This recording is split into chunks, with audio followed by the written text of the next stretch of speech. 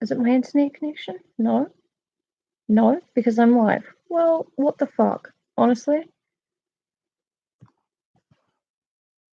Video got taken down for copyrighted material. There is nothing copyright about me talking about my life. Copyright violation. How?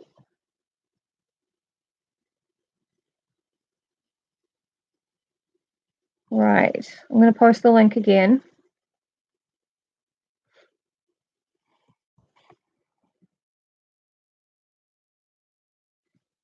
If we get taken down again, I'm just going to assume it's somebody doing it on purpose. Not everybody likes me. But yeah, I just shared the new link. There's no copyright material in Dracula, and there's no copyright material in me telling anecdotes from my life. But anyway, it's not violating the terms of service in any way that I can see.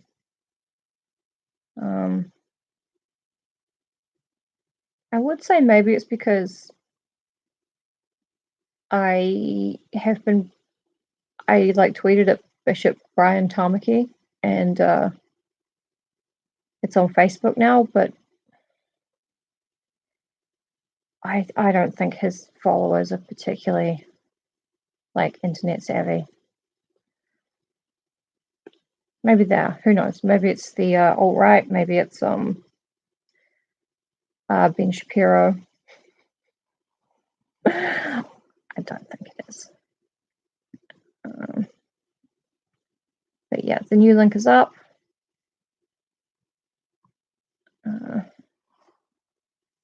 New link is up. And paste. I hope that's the right link. Fucking hell, man. So I thought that the last time my stream got taken down for copyright, it was because I was listening to Jacinda's speech on another tab. Maybe it's not. Maybe someone's fucking with me. I don't know. But yeah. Hi, Alessandra. I do not know what's happening or why, so it's all fine. Oh, this is a little bit itchy. It said copyright. I am actually going to take this off because we've all enjoyed it. I've enjoyed it. It looks great, but bit itchy. Yeah, it said copyright or violating terms of service. What am I doing? Yeah. Hey, Father Dog, what's up? But yeah, I also do not know what's happening or why, ever. Thank you. Just a little bit itchy. All right. Let's my makeup is so thick that at the end of the day, I just grab from here and peel it off. It's just fling it against the wall where it comically sticks. Yeah. Anyway, I'm not going to tell any more anecdotes about my life or about smart-ass things I may or may not have said to weird evangelists. But I am going to recap yesterday's chapter. Yeah, it slaps right onto Fitz, and then he runs around with my face for a little while, just freaking everyone out. And no one's more scared than he is. He's outside at the moment. They've all gone out. All right. I'm going to begin from the beginning. Last week on Dracula. No, sorry, yesterday on Dracula. Feels like a long time. The boys think that... hey, what's up, John? What's up, XQR? Hello, welcome, everybody. I took the choker off because it was slightly itchy. And the stream got taken down because of copyright material, which there wasn't any. I was talking about the Bible, but the Bible's not copyright. It is possible that someone didn't like me. Thank you. I I have so many stories about dumb shit that's happened to me in a Frank Spencer style some mothers do have 'em situation. Um, yeah, maybe they took it down because I said that God committed the first sin. Let's not get into that. Let's just do Dracula. Okay. So, the boys, is that light bothering you? It's not bothering me, it's fine. The boys think that they've chased Dracula out of England, right? They found most of his boxes of earth and put the sacred host, the sacramental wafer, in each of them, and I think dog roses, wild roses. It's not one that really caught on in popular culture, and yeah, they think they've chased him out. Mina has some kind of psychic connection to Dracula, so they've decided to stop telling her things again.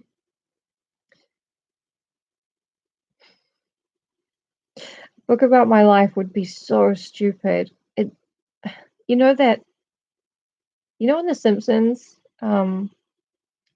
when Sideshow Bob is just stepping on rake after rake. That's that's what it would look like in book form. But yeah, okay. Mina has a psychic link with Dracula, so they're leaving her out of their meetings again, except she's fine with it this time. They were going to leave Mina and Jono at home in England while they went to chase Dracula into Transylvania and murder him. It would be really sad.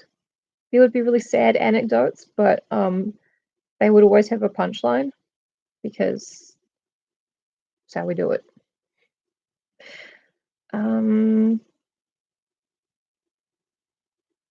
Yeah, so even Mina herself is on board with the do not tell me shit plan. They were going to leave Jono and Mina at home in England while they went to Transylvania to kill Dracula, but or a tragic comedy. We don't know yet. Depends how it ends. Jono has not told Mina that if she dies and becomes a vampire, he's going to be a vampire with her instead of killing her per her wishes, which I think is lovely. But then again, I'm not religious like Mina seems to be. Oh yeah, yeah. She's the only capable one. She's the only one who's brought up the fact that her psychic connection with Dracula could be useful, so they should take her with them to Transylvania. But the boys, being the guys, none of them have wondered, is this really Mina talking? You know, not one of them has. They've said, you know, oh, we can't tell Mina shit because she has a psychic link with Dracula. And then she says, take me with you to Transylvania. I can be useful. And they're like, yes, I'm certain this is not Mina's psychic link to Dracula talking. And I actually can't remember if this is her or if this is like a Dracula plan. I can't remember it myself, but logic. Tiny, tiny amount of logic. So Van Helsing is a little bit disappointed. He's pretending that it's because he's pretending it's because he loves Mina so much and he wants her to be safe. But I think it's because he knows he's not the smartest guy in the room when she's around, and he doesn't like it. Yeah. Also, Mina is able to draw on this psychic link. And Helsing is such a fucker. Oh my god. Yeah, she kind of draws on the psychic link more between the hour, like right in sunrise and sunset. So either that's when Dracula's weakest, or that's when she's saying he is. We don't know. We don't know, and the boys have not pretended to think about it. Yeah, yeah. I mean, if she's leading them into a Dracula trap, still probably safer than whatever they would get up to by themselves. Fucking idiots. Okay.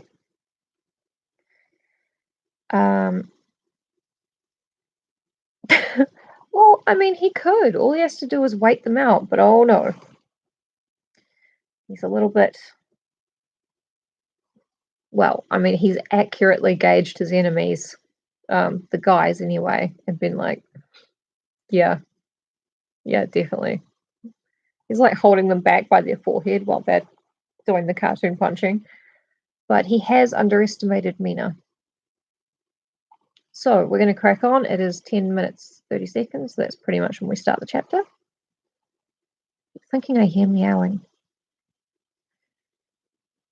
Chapter 25, Dr. Seward's Diary. An old favourite. 11th October evening. Jonathan Harker has asked me to note this, as he says he is hardly equal to the task, and he wants an exact record kept. I think that none of us were surprised when we were asked to see Mrs. Harker a little before the time of sunset. We have of late come to understand that sunrise and sunset are to her times of peculiar freedom, when her old self can be manifest without any controlling force subduing or restraining her, or inciting her to action. This mood or condition begins some half hour or more before actual sunrise or sunset, and lasts till either the sun is high or whilst the clouds are still aglow with the rays streaming above the horizon. At first there is a sort of negative condition, as if some tie were loosened, and then the absolute freedom quickly follows. When, however, the freedom ceases, the change back or relapse comes quickly, preceded only by a spell of warning silence. Yeah, I really do have to watch Castlevania. I was thinking like a way I could get around copyright would be to do a Twitch stream or a YouTube stream. Pop headphones in so none of the audio comes out onto the stream, and I can just give you a sign when the Netflix thing goes donk donk, and we can watch it together, kind of, as long as you're watching it at the exact same time as me. I thought that would be nice. I don't really like anime. I can't connect with cartoons very well. I don't like Pixar. I didn't like Up. I felt that it was overwrought and annoying. I'm sorry about this. Yeah, I've seen a lot of anime.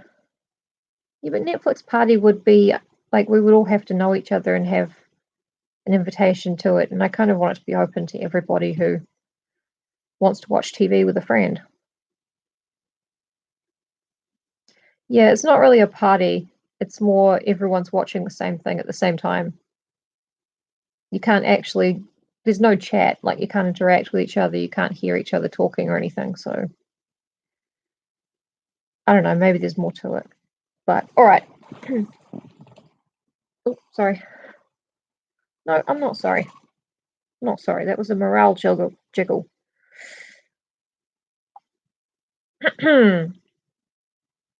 Tonight, when we met, she was somewhat constrained and bore all the signs of an internal struggle. I put it down myself to her making a violent effort at the earliest instant she could do so. A very few minutes, however, gave her complete control of herself. Then, motioning her husband to sit beside her on the sofa where she was half reclining, she made the rest of us bring chairs up close. Oh yeah, we should all watch Castlevania on Discord, said Mina. She was speaking from the future like Bran from the show Game of Thrones, which was also from the future. Does Discord have channels? My tech guy will figure it out. That's you, John. You're my tech guy. My staff. I have my financial backer, my sister. My tech guy, who's John. And my hug assistants.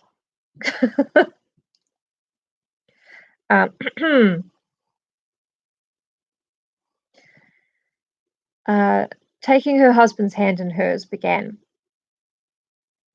We are all here together in freedom for perhaps the last time. I know, dear, I know that you will always be with me to the end.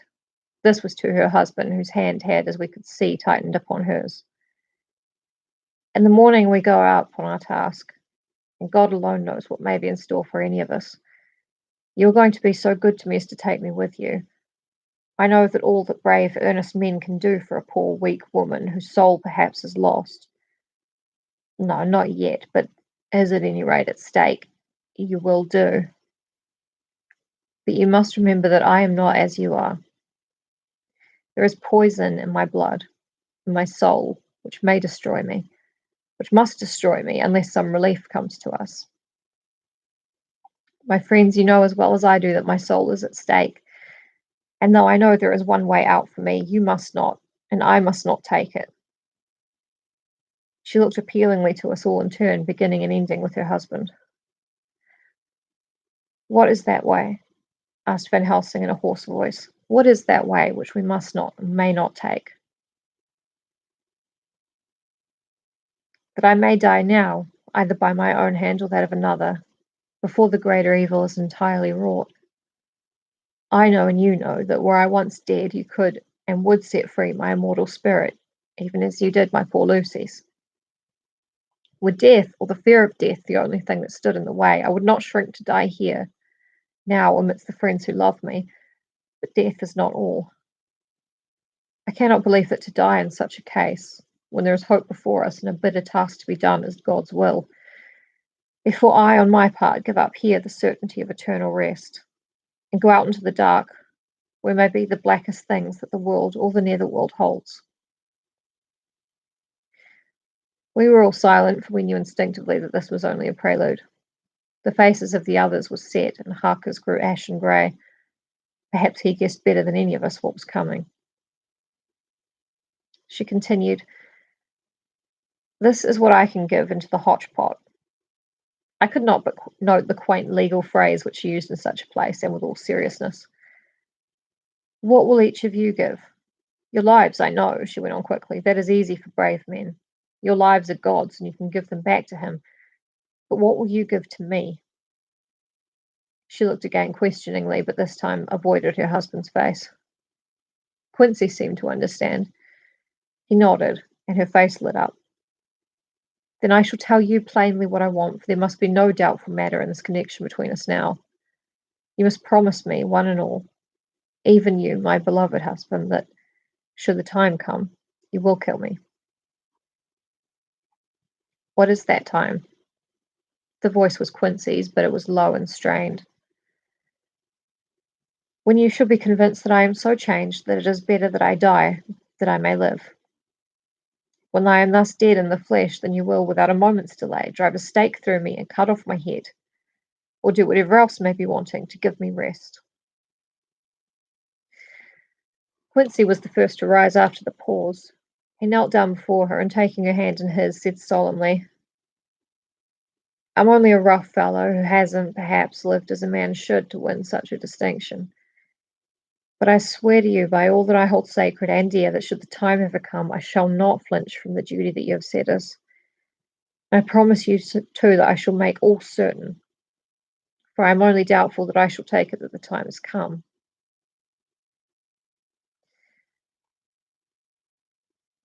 It's easy for them. They halfway kill themselves on a daily basis.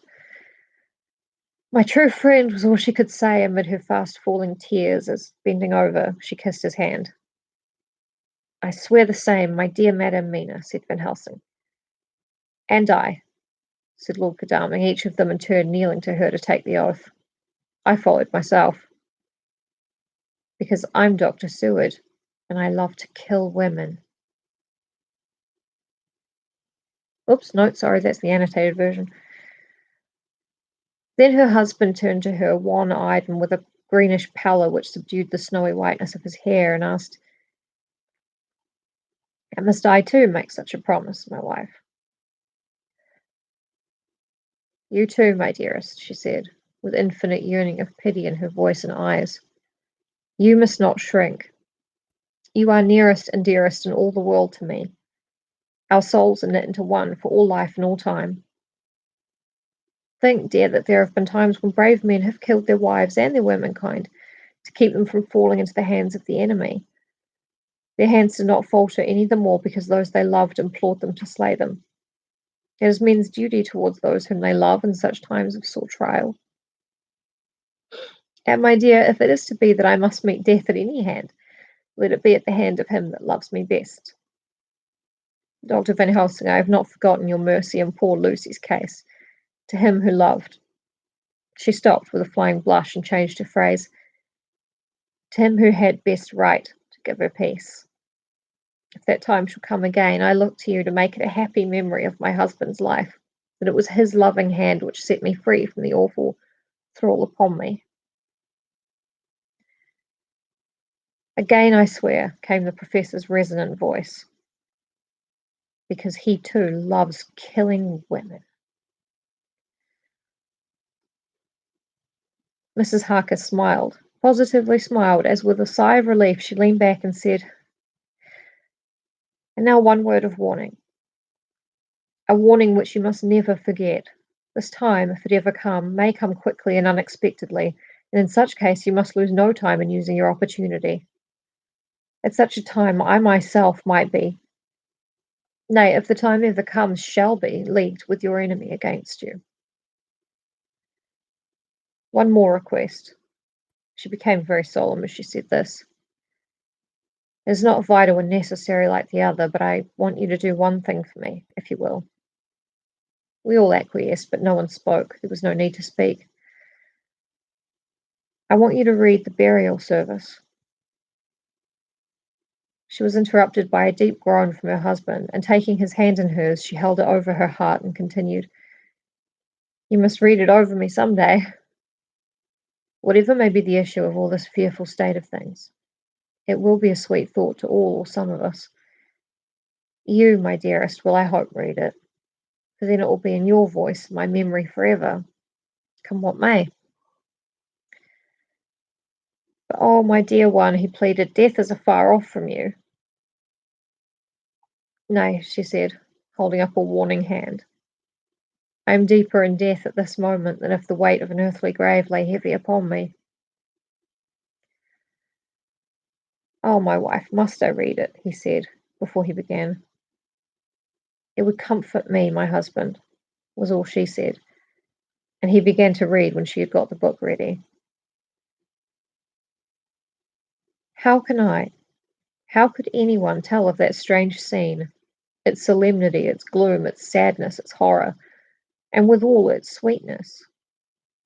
Even a skeptic who can see nothing but a travesty of bitter truth in anything holy or emotional would have been melted to the heart had he seen that little group of loving and devoted friends kneeling around that stricken and sorrowing lady, or heard the tender passion of her husband's voice, as in tones so broken with emotion that often he had to pause, he read the simple and beautiful service from the Book of the Dead, the Burial of the Dead, sorry. I cannot go on. Words and voice fail me. Dr. Stewart is being a drama bitch. Yeah, Lena's trying to get her shit in order. She knows what's at stake. Dr. Stewart is like, he's crying on the phonograph, and then he's going to send the phonograph to girls through their DMs. As I understand things. She was right in her instinct. Strange as it all was, bizarre as it may hereafter seem even to us who felt its potent influence at the time, it comforted us much, and the silence, which showed Mrs. Harker's coming relapse from her freedom of soul, did not seem so full of despair to any of us as we had dreaded. Yeah, I feel like I'm projecting a lot of like incel red pill stuff onto, well, not red pill, more men going their own way onto Dr. Stewart. It's kind of unfair, but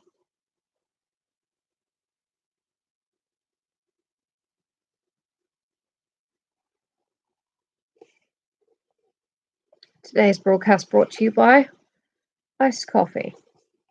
It was my granddad's favourite drink, and I miss him very much. I think it was his favourite non-alcoholic drink, anyway. He couldn't drink much because his drinking tolerance was like gone. But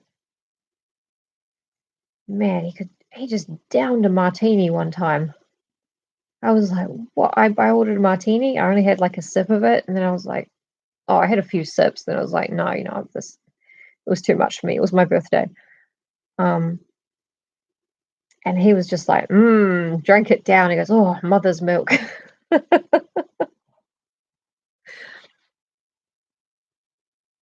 Yeah. Dr. Seward's ideas are not as foreign to us now as perhaps they should be. I'm wearing this blouse and you can't really see it, and I don't want to get taken down for like, cleavage. But it's beautiful. I've only had a chance to wear it outside once. I'm just saying, people are suffering in this pandemic, but perhaps no one more than this blouse. I'm just glad you're all seeing it now. And later I'm going to read the burial service over it.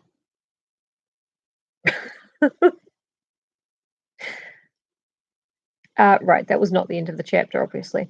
Jonathan Harker's journal, 15th of October, Varna. Cleveland writes, we left Charing Cross? I don't know how to pronounce it, on the morning of the 12th. Got to Paris the same night and took the places secured for us in the Orient Express. We travelled night and day, arriving here at about 5 o'clock. Lord Godalming went to the consulate to see if any telegram had arrived to him, while the rest of us came on to this hotel, the Odysseus. I don't know if the hotel is actually called the Odysseus or if it's Project Gutenberg misspelling the Odysseus. It would be thematically kind of appropriate. Anyway, the journey may have had incidents. I was, however, too eager to get on to care for them. Until the Tsarina Catherine comes into port, there will be no interest for me in anything in the wide world. Thank God Mina is well and looks to be getting stronger. Her colour is coming back. She sleeps a great deal. Throughout the journey, she slept nearly all the time. Before sunrise and sunset, however, she is very wakeful and alert, and it has become a habit for Van Helsing to hypnotise her at such times. That's pretty. Yeah. At first, some effort was needed, and he had to make many passes, but now she seems to yield at once, as if by habit, and scarcely any action is needed.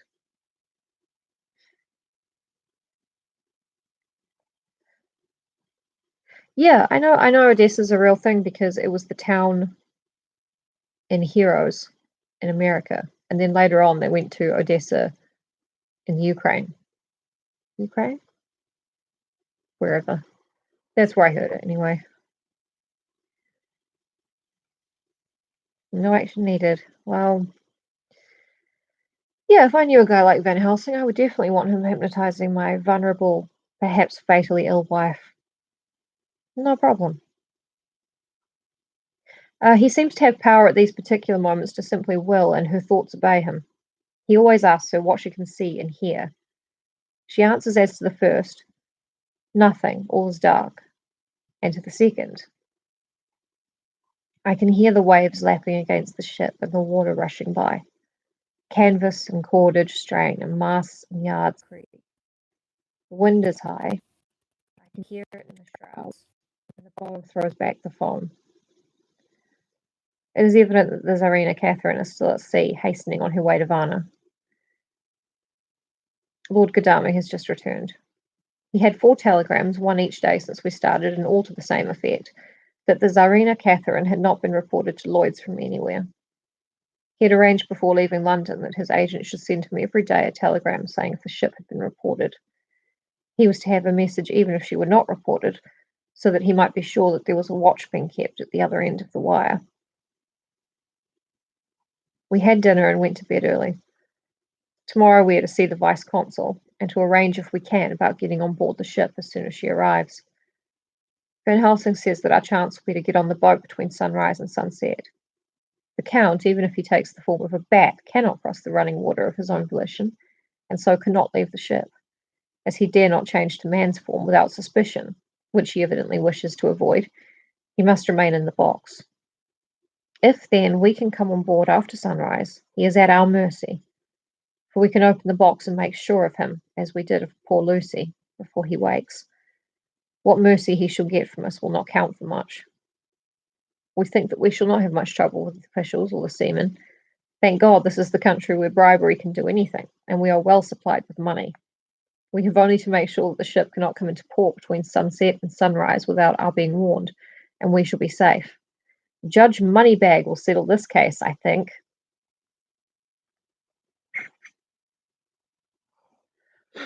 Oh, yeah. Also, Jono, what is this about how we settled poor Lucy? You were not there. I don't think he was there. No, he wasn't there. 16th of October. Mina's report still the same. Lapping waves and rushing water, darkness and favouring winds. We are evidently in good time, and when we hear of the Tsarina Catherine, we should be ready. As she must pass the Dardanelles, we are sure to have some report. Judge Moneybags. It's kind of a little bit racist of Jono. Oh, yes. I mean, here, it's the land where bribery can take care of everything. And please don't read my diary where I was talking about how I was bribing literally everybody in London to find out where Dracula was.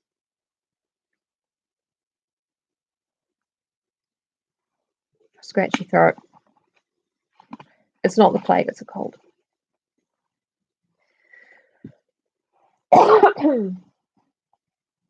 Just a cold. 17th of October. Everything is pretty well fixed now, I think, to welcome the Count on his return from his tour.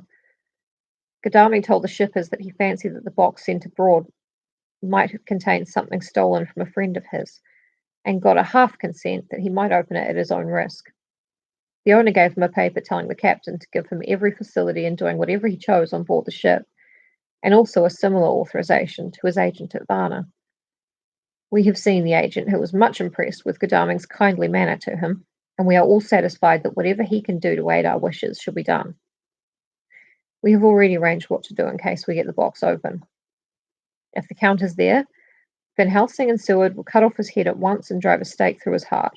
Morris and Gadami and I shall prevent interference, even if we have to use the arms which we shall have ready. The professor says that if we can so treat the Count's body, it will soon after fall into dust. In such case, there will be no evidence against us, in case any suspicion of murder were aroused. But even if it were not, we should stand or fall by our act, and perhaps some day this very script may be evidence to come between some of us and a rope. For myself, I should take the chance only too thankfully if it were to come. We mean to leave no stone unturned to carry out our intent. We have arranged with certain officials that the instant the Tsarina Catherine is seen, we are to be informed by special messenger.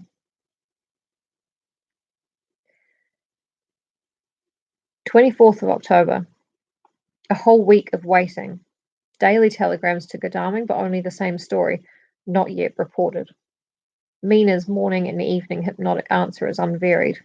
Lapping waves, rushing water, and creaking masts.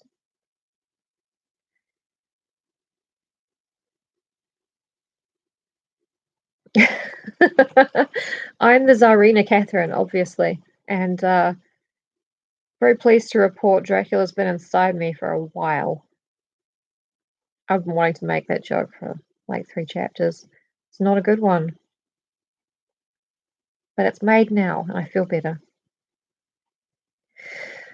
Telegram, October 24th. Rufus Smith, Lloyd's, London, to Lord Godalming, care of HBM, Vice-Consul Varna. Tsarina Catherine reported this morning from Dardanelles.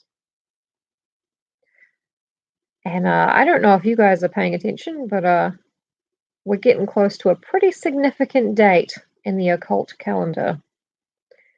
It is the date of Halloween, when Jesus hid from his enemies by disguising himself as a humble, sexy cat.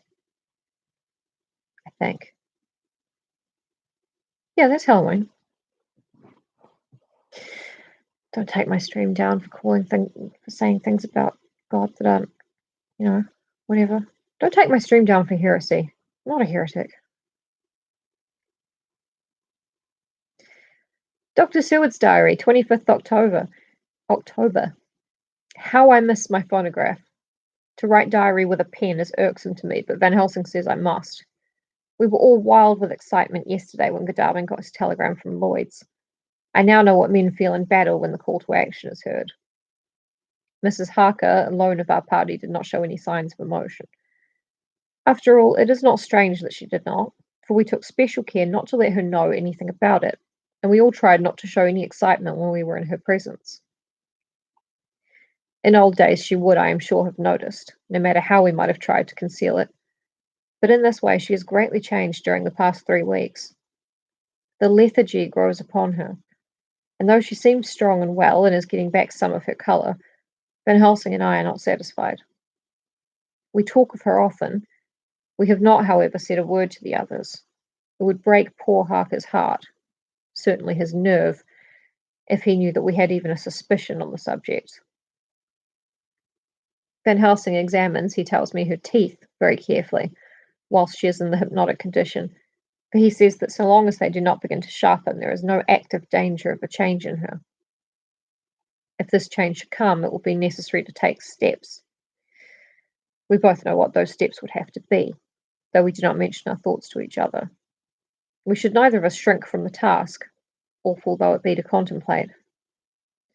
Euthanasia is an excellent and a comforting word. I am grateful to whoever invented it.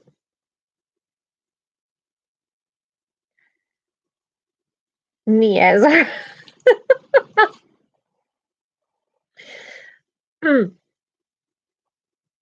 It is only about 24 hours sail from the Dardanelles to here, at the rate the Tsarina Catherine has come from London. She should therefore arrive sometime in the morning, but as she cannot possibly get in before then, we are all about to retire early. We shall get up at 1 o'clock so as to be ready. He just wants an excuse to poke around in some lady's mouth. I'm sorry, I'm just thinking, I'm putting the worst, spin on everything he does because I do not like him. 25th of October, noon. No news yet of the ship's arrival. Mrs. Harker's hypnotic report this morning was the same as usual, so it is possible that we may get news at any moment. We men are all in a fever of excitement, except Harker, who is calm. His hands are cold as ice, and an hour ago I found him whetting the edge of the great Gurkha knife which he now always carries with him.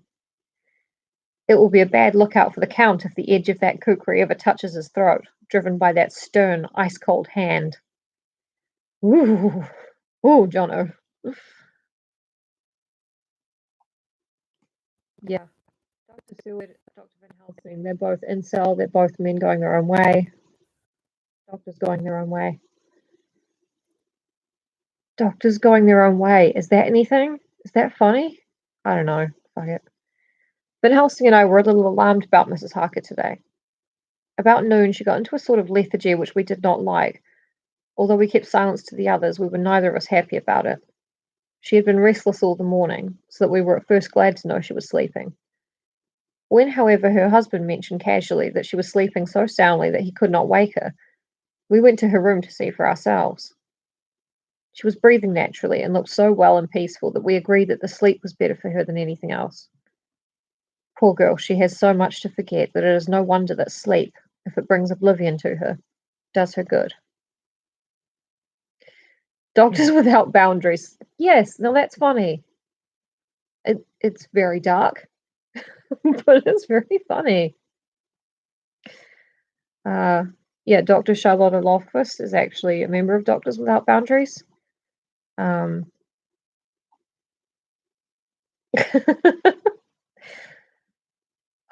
need to go back to being Dr. Charlotte on Twitter. That was always funny. I mean, it's a pandemic. We really need to slip into our essential personas, and a Swedish abortion doctor who is not real is, kind of essential. Later, our opinion was justified, for when after a refreshing sleep of some hours she woke up, she seemed better and brighter than she had been for days. At sunset she made the usual hypnotic report.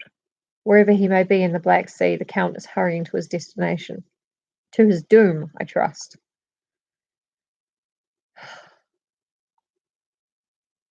I have a working grift. It's the befriending a fucked up old wounded cat and then slowly earning its trust and then asking for money for the vet bill.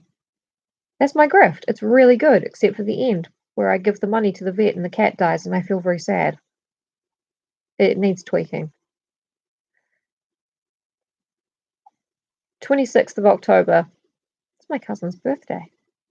Another day and no tidings of the Tsarina Catherine. She ought to be here by now. That she is still journeying somewhere is apparent, for Mrs. Harker's hypnotic report at sunrise was still the same. It is possible that the vessel may be lying by at times for fog. Some of the steamers which came in last evening reported patches of fog both to north and south of the port. We must continue our watching, as the ship may now be signalled any moment. Oh, it's getting closer. 27th of October, noon. Most strange. No news yet of the ship we wait for. Mrs. Harker reported last night and this morning as usual, lapping waves and rushing water, though she added that the waves were very faint. The telegrams from London have been the same. No further report. Van Helsing is terribly anxious and told me just now that he fears the Count is escaping us. He added significantly, I did not like that lethargy of Madame Mina's. Souls and memories can do strange things during trance. I was about to ask him more, but Harker just then came in, and he held up a warning hand. We must try tonight at sunset to make her speak more fully when in her hypnotic state. My cousin is not Dracula, but she is a Scorpio, so, incredibly dangerous. I love her so much. I miss her. I really miss my cousins in the North Island and their kids, my little nieces and nephews. I miss them so much. It's been like a year and 3 months since I was last up there. I should really should Skype them. We always say we're going to, but then we get busy in various different ways. 28th of October, telegram. Rufus Smith, London, to Lord Godalming, care of HBM, Vice-Consul Varna. Tsarina Catherine reported entering Galatz at 1 o'clock today. Dun, dun, dun. Dr. Seward's diary. 28th of October. When the telegram came announcing the arrival in Galatz, I do not think it was such a shock to any of us as might have been expected. True, we did not know whence or how or when the bolt would come, but I think we all expected that something strange would happen. The delay of arrival at Varna made us individually satisfied that things would not be just as we had expected. We only waited to learn where the change would occur. Nonetheless, however, was it a surprise. I suppose that nature works on such a hopeful basis that we believe against ourselves that things will be as they ought to be, not as we should know that they will be. Transcendentalism is a beacon to the angels, even if it be a will-o'-the-wisp to man. It was an odd experience, and we all took it differently. Van Helsing raised his hand over his head for a moment, as though in remonstrance with the Almighty, but he said not a word, and in a few seconds stood up with his face sternly set. Lord Godalming grew very pale and sat breathing heavily. I was myself half stunned, and looked in wonder at one after another. Quincey Morris tightened his belt with that quick movement which I knew so well. In our old wandering days, it meant action. Yeah, I bet Quincey Morris doing shit with his belt meant action to you. Annotated version. Mrs. Harker grew ghastly white, so that the scar on her forehead seemed to burn, but she folded her hands meekly and looked up in prayer. Harker smiled, actually smiled, the dark, bitter smile of one who is without hope. But at the same time his action belied his words, for his hands instinctively sought the hilt of the great kukri knife and rested there.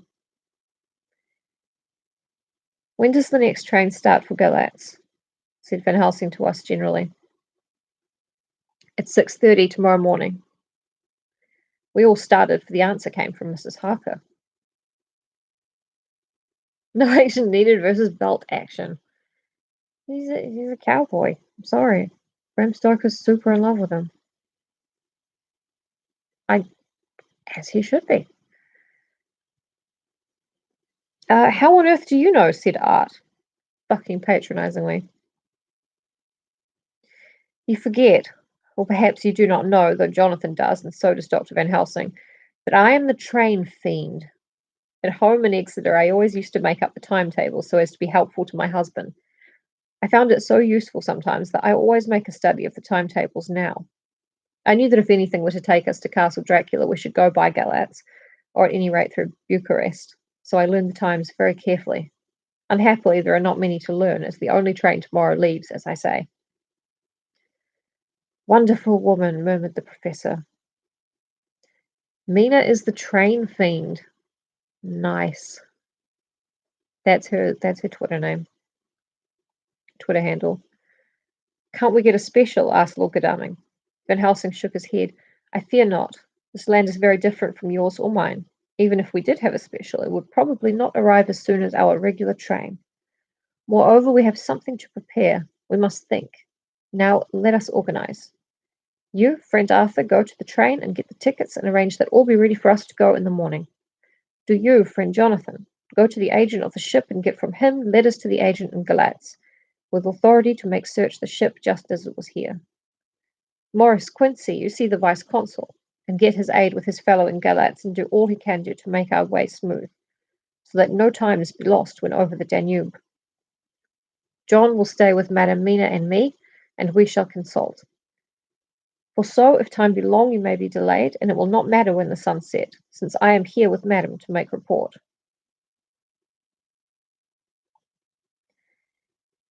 And I, said Mrs. Harker brightly, and more like her old self than she had been for many a long day, shall try to be of use in all ways, and shall think and write for you as I used to do.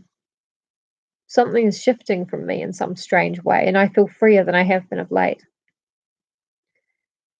The three younger men looked happier at the moment, as they seemed to realize the significance of her words. But Van Helsing and I, turning to each other, met each a grave and troubled glance. We said nothing at the time, however.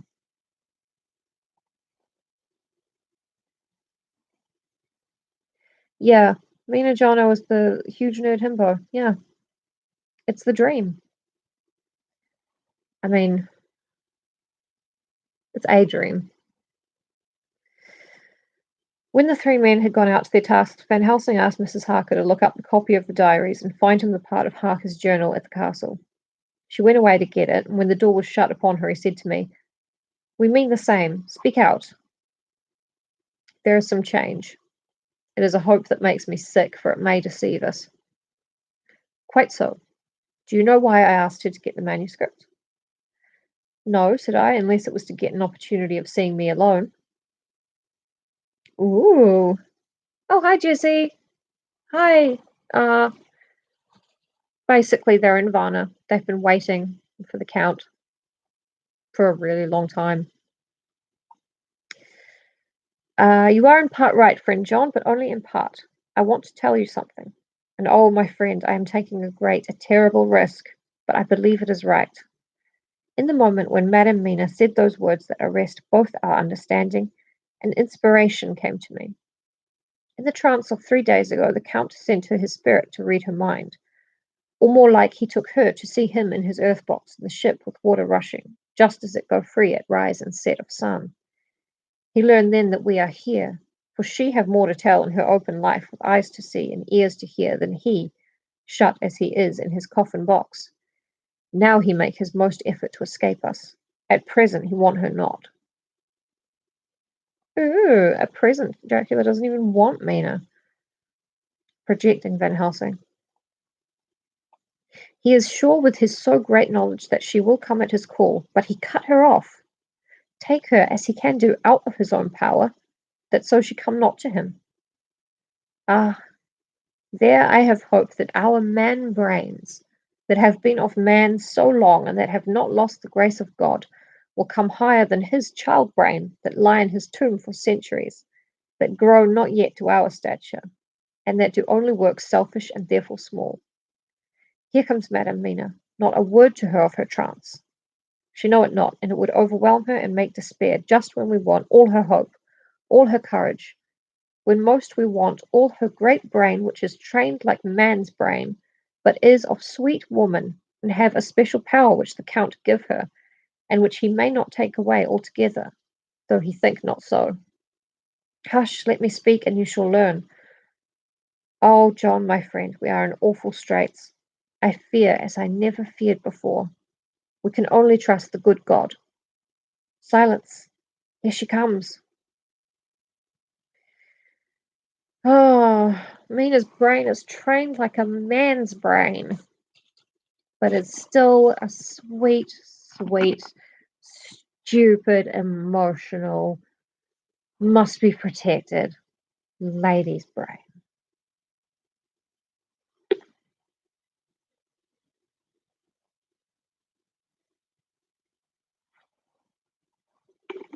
I have a sore throat. It's okay though. I always talk through a sore throat because I'm hoping that my vocal cords will get like a tiny bit damaged, just a little bit, just so I can get like a smoker's voice, like the sexy kind of smoker's voice, not the, you know, your auntie who gets wine drunk every day voice. I'm not a wine aunt, I'm a Valium aunt. I thought that the professor was going to break down and have hysterics just as he had when Lucy died, but with a great effort he controlled himself and was at perfect nervous poise when Mrs. Harker tripped into the room, bright and happy looking, and in the doing of work seemingly forgetful of her misery. Who could have guessed that being occupied with something would be better for a woman than just kind of lying on a chaise longue, being protected? As she came in, she handed a number of sheets of typewriting to Van Helsing. He looked over them gravely, his face brightening up as he read. Then, holding the pages between his finger and thumb, he said, "Friend John, to you with so much of experience already, and you too, dear Madam Mina, that are young, here is a lesson. Do not fear ever to think." A half thought has been buzzing often in my brain, but I fear to let him loose his wings. Here now, with more knowledge, I go back to where that half thought come from, and I find that he be no half thought at all, that be a whole thought, though so young that he is not yet strong to use his little wings. Nay, like the ugly duck of my friend Hans Andersen, he be no duck thought at all, but a big swan thought that sail nobly on big wings, when the time come for him to try them. Van Helsing is on one. See, I read here what Jonathan have written. That other of his race, who in a later age again and again brought his forces over the great river into Turkey land, who when he was beaten back came again and again and again, though he had to come alone from the bloody field where his troops were being slaughtered, since he knew that he alone could ultimately triumph. What does this tell us? Not much? No. The Count's child thought see nothing, therefore he speaks so free. Your man thought see nothing, my man thought see nothing, till just now. No, but there comes another word from someone who speak without thought, because she too know not what it mean, what it might mean. Just as there are elements which rest, yet when in nature's course they move on their way and they touch, then poof, there comes a flash of light, heaven-wide, that blind and kill and destroy some, but that show up all earth below for leagues and leagues. Yeah, Van Helsing is just posting furiously at the moment. It's very annoying. Just tell them. Use your man thoughts, use your man words, say the thing. Is it not so? Well, I shall explain. To begin, have you ever studied the philosophy of crime? Yes and no. You, John, yes, for it is a study of insanity. You, no, Madam Mina, for crime touch you not but once. Still, your mind works true, and argues not a particulare ad universale. There is a peculiarity in criminals. It is so constant in all countries and at all times that even police, who know not much from philosophy, come to know it empirically that it is. That is to be empiric. The criminal always work at one crime. That is the true criminal, who seems predestinate to crime, and who will of none other. This criminal has not full man brain. He is clever and cunning and resourceful, but he be not of man's stature as to brain. He be of child brain in much. I believe what Van Helsing is trying to say is that many habitual criminals have an underdeveloped fucking area of the brain that, you know, when you become a teenager and it's all fucked up and you don't understand consequences properly, but then you mature and you can understand consequences, apparently. Yes, this is what it is.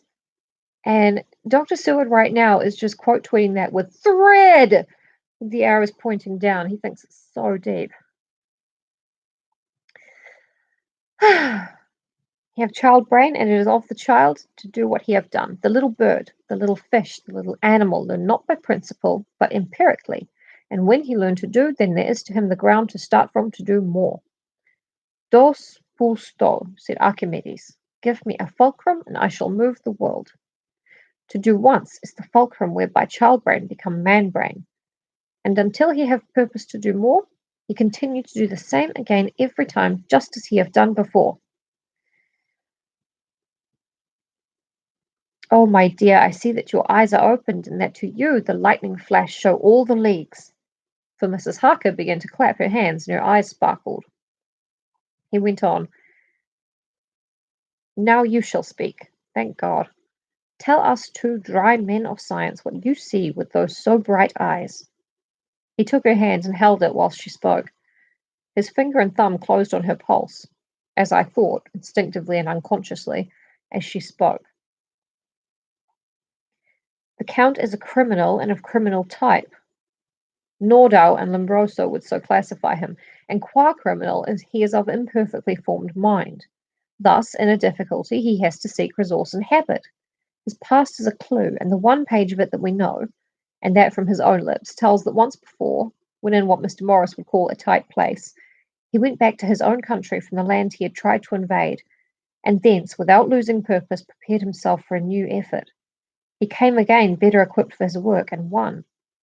So he came to London to invade a new land. He was beaten, and when all hope of success was lost and his existence in danger, he fled back over the sea to his home, just as formerly he had fled back over the Danube from Turkey. Good, good.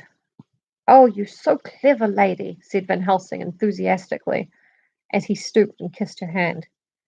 A moment later, he said to me, as calmly as though we had been having a sick room discussion, 72 only, and in all this excitement, I have hope. Pulse. Turning to her again, he said with keen expectation, but go on. Go on, there is more to tell if you will. Be not afraid, John and I know. I do in any case, and shall tell you if you are right. Speak without fear. I can see that you understand the subject matter. Why don't you tell us all about it? I mean, I know it already, and if you get it right, I'll know. And I'll be like, good job. I love watching a woman think. I love watching dogs wear people clothes. I love all that stuff. Fuck you, Van Helsing.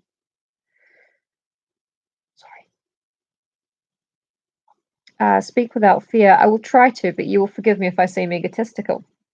Nay, fear not. You must be egotist, for it is of you that we think. Then, as he is a criminal, he is selfish. And as his intellect is small and his action is based on selfishness, he confines himself to one purpose. That purpose is remorseless. As he fled back over the Danube, leaving his forces to be cut to pieces, so now he is intent on being safe, careless of all. So his own selfishness frees my soul somewhat from the terrible power which he acquired over me on that dreadful night. I felt it. I felt it. Thank God for his great mercy. My soul is freer than it has been since that awful hour, and all that haunts me is a fear lest in some trance or dream he may have used my knowledge for his ends. The professor stood up. Oh, women are very nearly human. Yeah, they don't get to wear people clothes either. Trousers. That would be really funny and also really crazy. But it's cute, The professor stood up. He has so used your mind, and by it he has left us here in Varna, whilst the ship that carried him rushed through enveloping fog up to Galatz. where doubtless he had made preparation for escaping from us. But his child mind only saw so far, and it may be that, as ever is in God's providence, the very thing that the evildoer most reckoned on for his selfish good turns out to be his chiefest harm. The hunter is taken in his own snare, as the great psalmist says. For now that he thinks he is free from every trace of us all, and that he has escaped us with so many hours to him, then his selfish child brain will whisper him to sleep. He thinks, too, that as he cut himself off from knowing your mind, there can be no knowledge of him to you. There is where he fail. That terrible baptism of blood which he gives you makes you free to go to him in spirit, as you have as yet done in your times of freedom when the sun rise and set. At such times you go by my volition and not by his, and this power to good of you and others as you have won from your suffering at his hands. This is now all the more precious that he know it not, and to guard himself, have even cut himself off from his knowledge of our whereabouts, you fucking dildo. We, however, are not selfish, and we believe that God is with us through all this blackness and these many dark hours. We shall follow him, and we shall not flinch, even if we peril ourselves that we become like him. Friend John, this has been a great hour, and it hath done much to advance us on our way. You must be scribe and write him all down, so that when the others return from their work you can give it to them. Then they shall know as we do.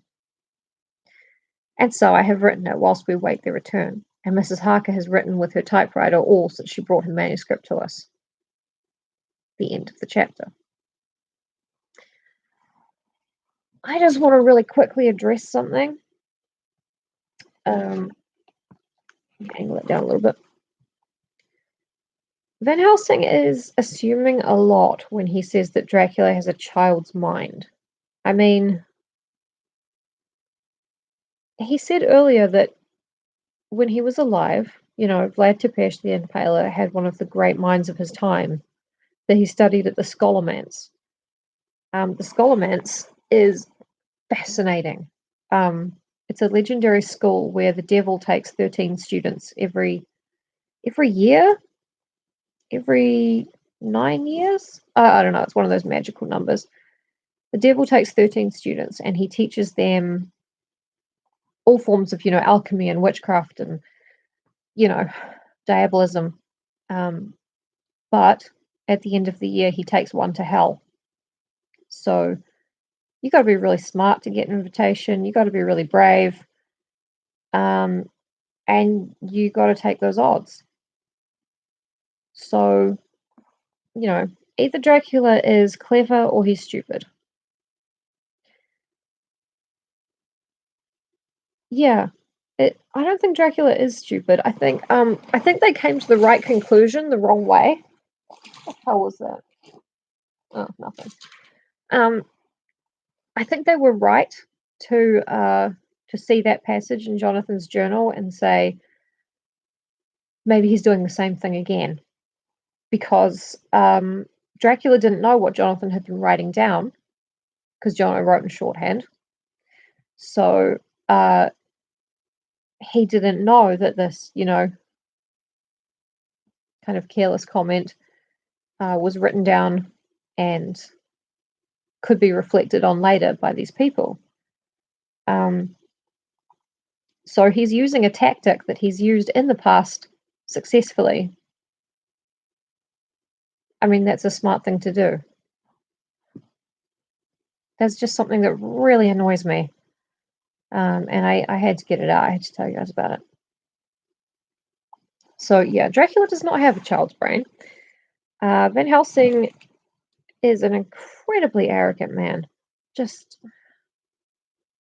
He underestimates Dracula all the time, constantly.